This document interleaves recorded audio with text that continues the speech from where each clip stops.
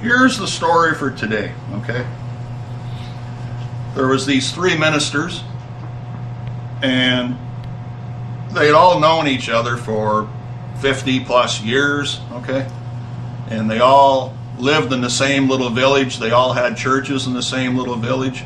They all went to school together, so they knew each other really well. And one day they were sitting around having a coffee, and the oldest one of the bunch says, "You know what?" He says, "If there's one thing I know about people, is that they like to keep secrets from each other. And I know we've kept secrets from each other because I've kept secrets from you guys. And today we're going to talk about that. And just to show you that I'm speaking in good faith, I'll go first." And the other two guys kind of nodded their head like they understood. He says, "Well, I'll tell you what," he says, "my secret is that I love to gamble." He says, "But I can't do it around here, you know, like that.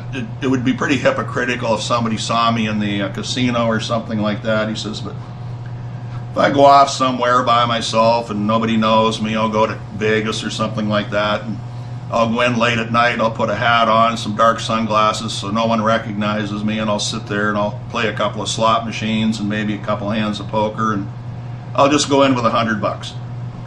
And if I lose my money, it's on me. But if I win some money, I give it to charity." And the other two kind of nodded their head, and they, you know, that was a pretty good thing, you know, like that was all right. They could go with that. And so the next guy, he goes, "Well, me too." He says, "But a little different for me." He says, "I like to go out with the boys."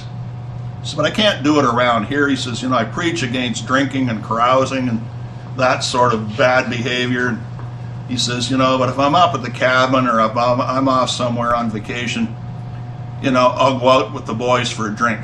I'll just have one drink or something." But he says, "You know what? It's just so nice. It's so liberating. It's so relaxing. I don't have to put on any airs. I can just be myself." He says, "It's just wonderful." And the third guy had not said a word. And so then they started getting in on him. "Well, come on, man. Like, tell us your secret." And he went, "No, I don't think so. I changed my mind." And well, they wouldn't have that, and they kept on him, and they kept on him, and finally he went, "Look it, you guys would not be interested in my story. Believe me, you know, like you're not going to be interested in my secret. Like, leave it alone."